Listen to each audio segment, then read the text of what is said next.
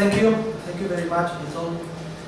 First of all, I would like to thank the Warsaw Stock Exchange and also to the Misesa Institute for inviting me to come to Warsaw to speak about the theory of dynamic efficiency and also about what are the roots of the capitalist system. And I will divide my presentation in three different parts. In the first one, I will speak about the Spanish roots of Austrian economics. Second, I will introduce, following the Austrian tradition, a dynamic concept of economic efficiency. And third, I will try to demonstrate the intimate relationship that exists between ethics and efficiency in the capitalist system. So let us begin with making a few points on the true, what I think is the true origin of the Austrian School of Economics, which I think should be traced back to the works of the Spanish scholastics of what is known as the Spanish Siglo de Oro Español, in English the Spanish Golden Age, which ran from the mid-16th century through the 17th century. The great Austrian scholar Murray Rothbard, which is one of the brightest followers and pupils of Ludwig von Mises, first developed, by the way, his family was from Poland. The family immigrated from Poland to the States in the 20s, the family of Rothbard. So Murray Rothbard first developed the thesis that the Austrian school is of Spanish origin in 1974. And also the Nobel Prize winner, Friedrich Hayek, the best pupil probably of Mises, shared this view, particularly after meeting Bruno Leoni, the great Italian scholar and author of the book Freedom and the Law. And I recommend to all of you to read this important book of Leoni. These two scholars, the Italian Bruno Leoni and the Austrian Hayek, met in the 1950s, and Leoni finally convinced Hayek that the intellectual origins of classical economic liberalism lay in Mediterranean Europe and not in Scotland. I have a letter from Hayek dated January 7, 1979, when we were organizing the first meeting of the Montpellier Society in Spain after the years of Franco.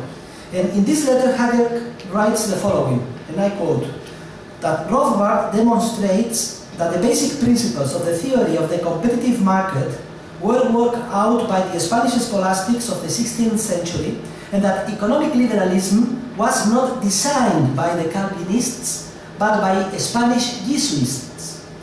Hayek concludes his letter by telling us, quote, I can assure you from my personal knowledge of the sources that Murray Rothbard's case is extremely strong. Who were these Spanish intellectual ancestors of the modern free market movement? Most of them were scholastics teaching morals and theology at the University of the City of Salamanca, which is a wonderful medieval city located 150 miles to the northwest of Madrid, close to the border, to the frontier of my country with Portugal.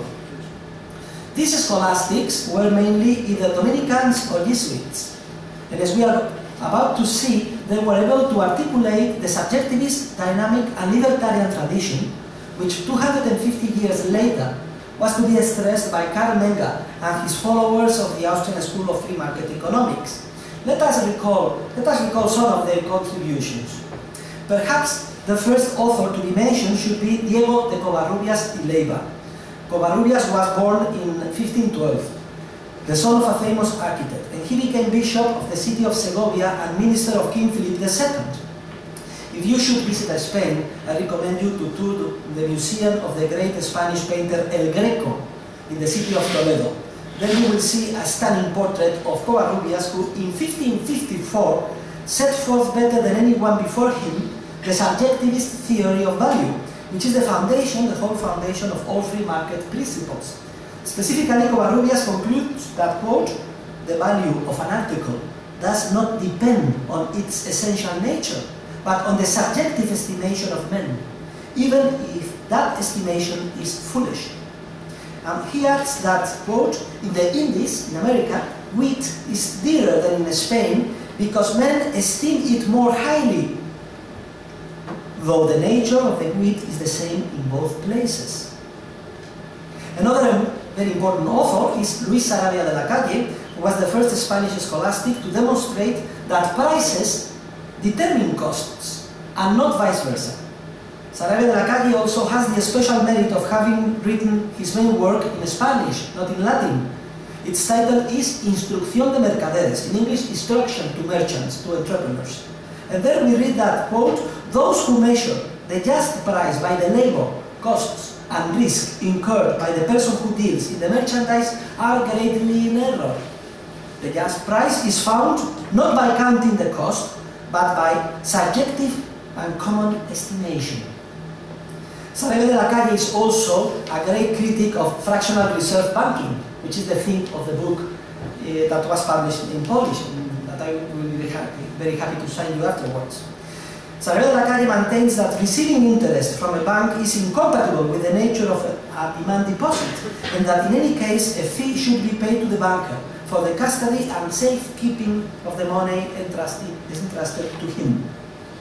And a similar conclusion is reached by another famous Spanish scholastic, Martín Azpilicueta. Azpilicueta was also known as Dr. Navarro, because he was born in Navarra, which is the northeastern autonomous region of Spain, famous for the encierros.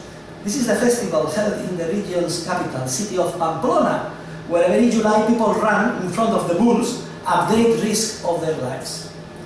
Azpilicueta was born the year following the discovery of America, in 1493. He lived to be 94 years old, and is especially famous for explaining the quantity theory of money for the first time in 1556. Azpilicueta observed the effects on Spanish prices of the massive inflow of precious metals, gold and silver, from America, and declared the following, quote, experience shows that in France, where there is less money than in Spain, bread, wine, clothes, and labor cost much less. And even when there was less money in Spain, saleable items and the labor of men were given for much less than after the Indies were discovered and covered Spain with gold and silver. The reason is that money is worth more when and where it is scarce than when and where it is abundant. This is the end of the quote. The Spanish scholastics also gain a clear insight into the true nature of market prices and the impossibility of attaining an economic equilibrium. For instance, the Jesuit Cardinal Juan de Lugo, wondering what the equilibrium price could be, as early as 1643, reached the conclusion that the equilibrium depends on such a large number of specific circumstances of place and time that only God can know it. In Latin he stated, Pretium justum mathematicum licet soli Deo notum. So in English, that the equilibrium or just a mathematical price, only God can know it. Another Jesuit, Juan de Salas, with regard to the impossibility that an authority could come to know the specific information of the market, asserted that it is so complex that Latin was exacte comprehendere et ponderare Dei est non hominum, in English, that only God, not men, can understand it exactly. So you see how these two Spanish scholars knew since more than 400 years ago the theory of the impossibility of socialism, because it is not possible that a central planning agency can get the necessary knowledge and information to plan the whole society. Furthermore, the Spanish scholastics were the first to introduce the dynamic concept of competition, what in Latin they call concurrentium, which is best understood as a process of rivalry among entrepreneurs. For instance, Jerónimo Castillo de Bobadilla in 1547 wrote that, quote, prices will be driven down by an abundance of sellers and by the rivalry and competition among them. Like Ludwig von Mises, Friedrich Hayek, and most of the members of the Austrian school, who are naturally prone to be classical liberals, the subjectivist Spanish scholastics tended to defend strong libertarian positions in political matters. For instance, the great founder of international law, the Dominican Francisco de Vitoria, began the Spanish scholastic tradition of denouncing the conquest and particularly the enslavement of the Indians by the Spanish in the New World.